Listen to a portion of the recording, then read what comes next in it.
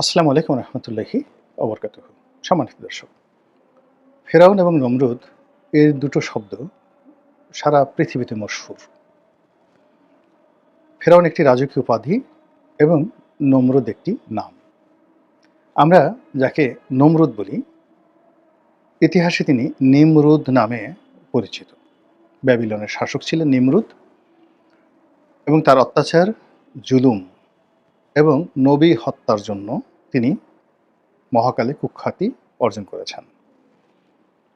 আর ফেরাউন বলতে যাদেরকে বোঝানো হয় তারা মূলত মিশরের শাসক, যে সময়টিতে সারা পৃথিবীর কৃষ্টি, কালচার, শিক্ষা, দীক্ষা, জ্ঞান, বিজ্ঞান, উন্নয়ন এবং অর্থ এবং বিত্তের যে সমাহার একটি রাষ্ট্রশক্তিতে সর্বোচ্চ পর্যায়ে ঘটেছিল, ইভেন বেটার দ্যান টুডে।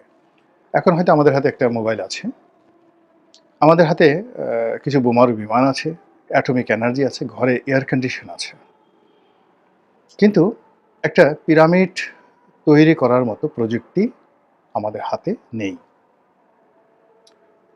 মানুষের একটা মৃতদেহ হাজার হাজার বছর জিয়ে রাখার মতো যে প্রযুক্তি ফেরাউনদের ছিল সেটা আমাদের নেই।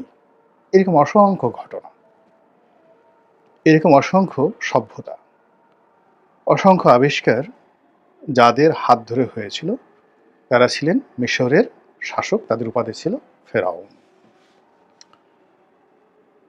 ফেরাউনরা আজকের যে মিশর, প্রাচীন জামানাতে এটা আপার ইজিপ্ট অ্যান্ড লোয়ার ইজিপ্ট, লম্বালম্বি। আপনি মিশরে যদি মানচিত্র দেখেন তাহলে দেখবেন যে একেবারে লম্বা একটা মানচিত্র।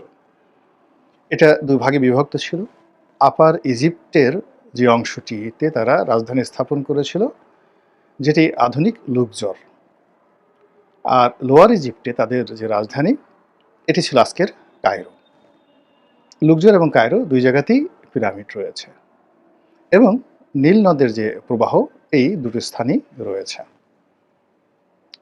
ফেরাউনদের যে সুদীর্ঘ শাসন আমল ধরে নেওয়া হয় যে আজ থেকে ৫,০০০ বছর আগে যেটা শুরু হয়েছিল, সেই শাসন ব্যবস্থা শেষ হয়ে যায় খ্রিস্টের জন্মের ৫০ বছর আগে, অর্থাৎ যিশু খ্রিস্ট যখন একেবারে যৌবনে উপনীত, ঠিক সেই সময়টিতে এই শাসন ব্যবস্থা শেষ হয়ে যায় ক্লিওপেট্রার মাধ্যমে।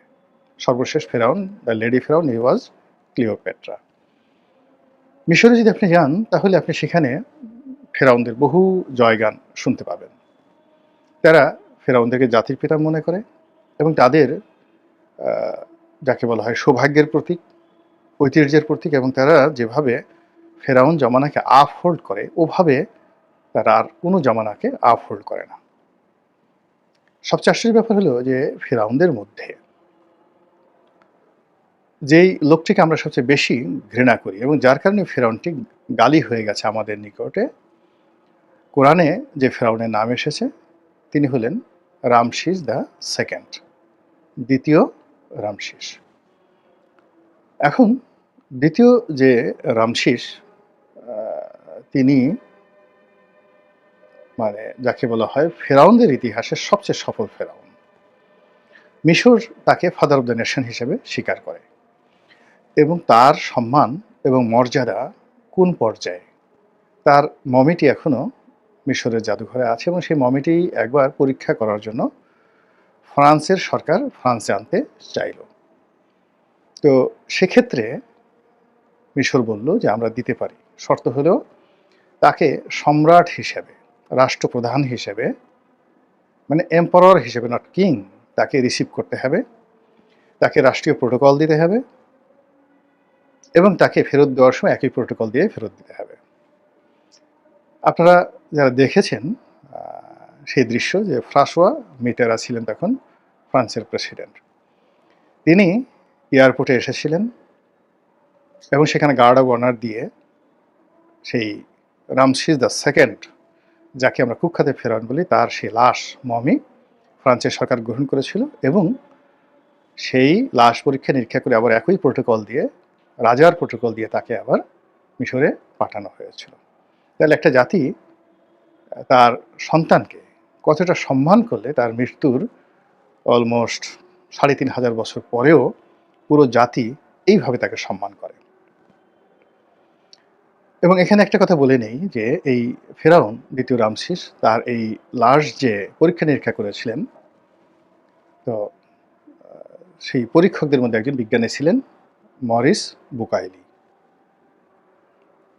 এবং তিনি এই লাশ দেখে এবং এই লাশের কার্যকরণ দেখে কোরআন সম্পর্কে এতটা যাকে বলা হয় মানে আশ্চর্য হয়ে গিয়েছিলেন যে তিনি পরবর্তীতে পৃথিবীর অন্যতম শ্রেষ্ঠ কোরআন গবেষক রূপে মুসলমান হয়েছিলেন এবং তার একটা বিখ্যাত বই বাইবেল, কোরআন মানে এই যে কোরআন, বাইবেল, ইনজিল এরকম একটা বই আছে, আমি এক্স্যাক্টলি নামটা মনে আসছে না, খুবই বিখ্যাত বই মরিস বুকাইলি।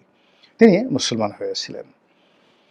আল্লাহ রাব্বুল আলামিন এই যে তার লাশটি রেখে দিয়েছেন পৃথিবীর জন্য, আমাদের শিক্ষার জন্য। আর এই কারণে দেখেন এত বছর পরেও এই যাকে বলা হয় নিমরুদ বা নমরুদ বা ফেরাউন নিয়ে আলাপ আলোচনা করছি। তো রামসিস তার দেশকে যুদ্ধ থেকে বাঁচিয়েছিলেন, গৃহযুদ্ধ থেকে বাঁচিয়েছিলেন এবং তিনি ওই প্রাচীন পৃথিবীতে ১০ লাখ ক্রীতদাসকে মুক্ত করে দিয়েছিলেন। কে না দাস? আপনি পারবেন? আপনাকে যদি বলা হয় আপনি ১০ লাখ হাতি আছে আপনার বা ১০ লাখ ঘোড়া আছে, আপনি মুক্ত করে দিবেন? পারবেন না। কিন্তু তিনি বিভেদ বিসংবাদ দূর করার জন্য আল্লাহর ভয়ে তটস্থ হয়ে বা হযরত মুসা আলাইহিস সালামের কেরামতিতে ভীত সন্ত্রস্তে তিনি সেই কাজটি করেছিলেন। এটা সহজ ছিল না, বিশাল একটা ব্যাপার ছিল। এনিওয়ে, কিন্তু তারপরেও তিনি ইতিহাসে কুখ্যাতি অর্জন করেছেন তার অহমিকার জন্য। এবং তিনি নিজে জানা, প্রথমত অহমিকা এবং তিনি নিজে জানা সেটা প্রদর্শন করার জন্য, অর্থাৎ তিনি নিজেকে স্রষ্টা বা আল্লাহ হিসেবে, দ্য গড হিসেবে ঘোষণা করেছিলেন। তার আগে অনেক ইউরোপীয় বাদশা, তারপর মিশরের বাদশা, পারস্যের বাদশা, তারা নিজেদেরকে দেবতা বলেছেন, নিজেদেরকে দেবতার পুত্র বলেছেন, কিন্তু হি ইজ দ্য ম্যান। সে একেবারে সরাসরি নিজেকে একেবারে আল্লাহ বলে ঘোষণা দিয়েছিলেন। এবং সেই অহমিকার কারণে তার পতন, তার ঘৃণা এবং তাকে নিয়ে আজ আমরা আলোচনা করছি।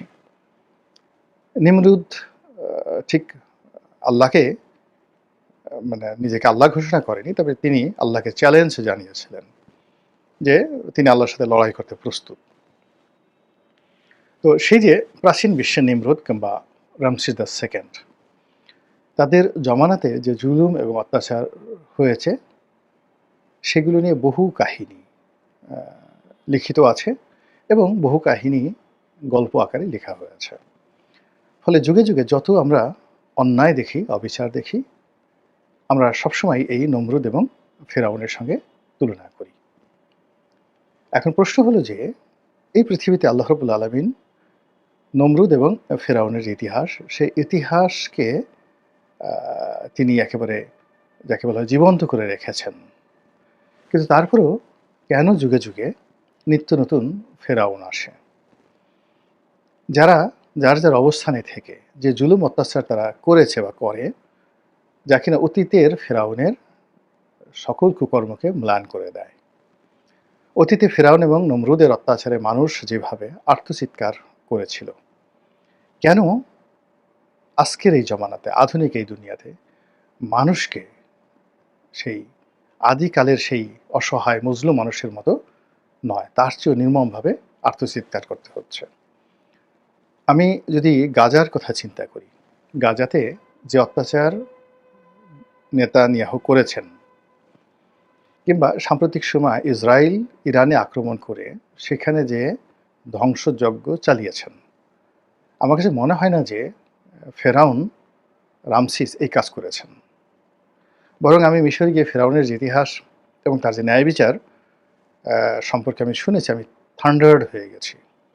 আর কোরআন গবেষণা করে তার ন্যায় বিচার সম্পর্কে যে ধারণা পেয়েছি, তার ধৈর্য সম্পর্কে এবং তার যে রাজস্বিকতা সম্পর্কে ধারণা পেয়েছি কোরআন থেকে, আমি নিজে অবাক হয়ে যাই যে এতটা ডেমোক্রেসি তিনি কি করে কনফার্ম করেছিলেন, এতটা ন্যায় বিচার ফেরাউনের সাম্রাজ্যে কীভাবে ছিল। যা সেটা ছোট্ট উদাহরণ দেই। হযরত মুসা আলাইহিস সালাম ফেরাউনের রাজপরিবারে মানুষ হতে থাকলেন রাজপুত্র হিসাবে। ওখানে দুটো সম্প্রদায় ছিল। মিশরে যারা সান অফ দ্য সয়েল তাদেরকে বলা হতো কিপ্তি, আর যারা কৃতদাস তারা ছিলেন বনি ইসরাইল জাতি। তো মুসা আলাইহিসসালাম বনি ইসরাইলের বংশের লোক, কিন্তু তাকে এমনভাবে রাজপরিবার নিল এবং ফেরাউন মানে আমরা যে রামশিস বলি, রামশিসের যে বাবা, তো সম্রাট প্রথম সেতি, ফেরাউন প্রথম সেতি খুবই বিখ্যাত সম্রাট ছিলেন, এই রামসিসের মতো বিখ্যাত ছিলেন তিনি। তার স্ত্রী থুইয়া মানে রামসিসের মা থুইয়া, এবং এই প্রথম সেতির একটা বোন ছিল, অর্থাৎ রামসিসের ফুফু ছিলেন। তো সেই রামসিসের ফুফু এই ফেরাউনের যে প্রাসাদে থাকতেন তিনি হযরত মুসা আলাইহিস সালামকে কুড়িয়ে পান। তারপর তাকে লালন পালন করেন এবং তিনি এতটা দক্ষতা অভিজ্ঞতা অর্জন করেন, সুদর্শন হয়ে ওঠেন যে সম্রাট অর্থাৎ ফেরাউন থুইয়া মানে রামসিসের বাবা, তিনি চিন্তা করলেন যে তার নিজের পুত্র রামসিসের পরিবর্তে তিনি হযরত মুসা আলাইহিস সালামকে সম্রাট বানাবেন এবং তাকে ওইভাবে গড়ে তুলেছেন। তাকে ফেরাউন বানাবেন এবং নিজের কন্যাকে তিনি তার কাছে বিয়ে দেবেন, এইভাবে গড়ে তুলেছেন। তো যখন সেই হযরত মুসা আলাইহিস সালামের বিরুদ্ধে একটি হত্যা মামলার অভিযোগ আসলো, চিন্তা করেন অভিযোগ আসলো, সেই ঘটনা কোরআনে এইভাবে বর্ণনা করা হয়েছে যে এই অভিযোগটি যদি ফেরাউনের কানে চলে যায় তাহলে তিনি যে রাজপুত্র বা তিনি যে ভবিষ্যতে যুবরাজ এটা কোনো কাজে আসবে না, তাকে সম্রাট গ্রেপ্তার করবে এবং তাকে বিচারের মুখোমুখি হতে হবে। That was the justice of ফেরাউন, অ্যান এরা অফ ফেরাউন। এটা কোরআনের বর্ণনা, পড়ে দেখেন। আবার চিন্তা করুন যে তিনি সরাসরি তার যখন রামসিস ক্ষমতায় বসলো, মুসা আলাইহিস সালাম নবী হলেন, তখন তিনি রামসিসকে সরাসরি চ্যালেঞ্জ করে বললেন যে আপনি নবী নন, ইউ আর এ লায়ার। এখন আপনি গিয়ে ডক্টর মোহাম্মদ ইউনূসকে বলেন তো দেখি আপনার কত সাহস আছে। আপনি তো শেখ হাসিনাকে, যে এখন আমরা সবাই ফ্যাসিস্ট ফ্যাসিস্ট বলছি, শেখ হাসিনার যখন ক্ষমতা ছিল, ফ্যাসিস্ট তো দূরের কথা, তার সামনে গিয়ে দাঁড়ানোর ক্ষমতা কয়জনের ছিল? গণভবন অতিক্রম করার কতজন ছিল? তো ফেরাউন রামসিসের সঙ্গে যদি তুলনা করেন তাহলে শেখ হাসিনা একটা পশমও না। আমরা সেই শেখ হাসিনার ভয়ে কীভাবে থরথর করে কাঁপি বা কেঁপেছি, আর এখন ইউনূসের ভয়ে কীভাবে থরথর করে কাঁপছি। আর সেখানে তিনি তার রাজদরবারকে এতটা গণতান্ত্রিক করেছিলেন যে সেখানে ধর্ম প্রচারের জন্য, তার ভুল সংশোধনের জন্য সরাসরি হযরত মুসা আলাইহিস সালাম এবং তার ভাই হযরত হারুন আলাইহিস সালাম সেখানে গিয়ে দিনের পর দিন, মাসের পর মাস তার সাথে বার্গেনিং করেছে। এনিওয়ে, তো এই যে আমাদের যে আমরা যা কিছু বলি সেটা হলো অনেক কিছুই রূপক অর্থে।